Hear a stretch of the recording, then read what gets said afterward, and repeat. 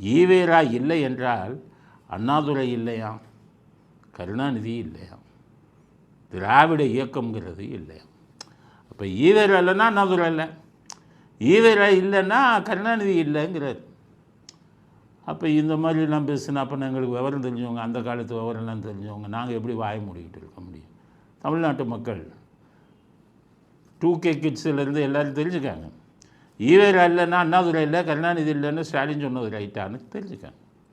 ஈவேராவை இவ்வளோ தூக்கி பிடிக்கிறாங்களே, அந்த ஈவேரா ஆரம்பித்த திக கட்சியில் தான் அண்ணாதுரை இருந்தார், கருணாநிதியும் இருந்தார். ஈவேராவை குருன்னாங்க, எங்கள் தலைவர்னாங்க, அப்படி தான் இருந்தாங்க. இவ்வளவு தூக்கி பிடிச்ச இன்றைக்கி ஈவேரா இல்லைன்னா கருணாநிதி இல்லை, அண்ணாதுரை இல்லைன்னு சொல்கிறார் ஸ்டாலின். அந்த ஈவேரா மேலே குற்றச்சாட்டை சொல்லித்தானே திகாவை விட்டு வெளியில் வந்தாங்க. 2 பேரும் ஈவேராவுக்கு ஆதரவு கொடுத்தா வந்தாங்க. ஈவேரா 73 வயசில் கல்யாணம் பண்ணார், நாங்கள் இதை எதிர்க்கிறோம்னாங்க.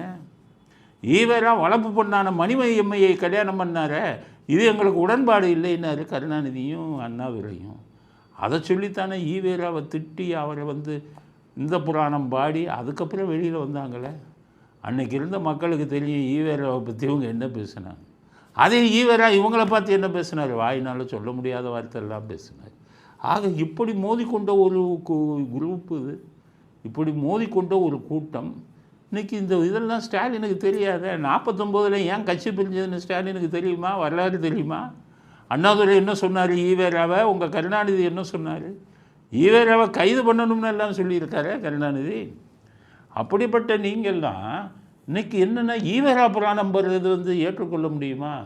அதனால் இன்றைக்கி தெரிஞ்சுக்கோங்க, இந்த கூட்டம் பூரா ஈவேராவை திட்டிட்டு வந்த கூட்டம்.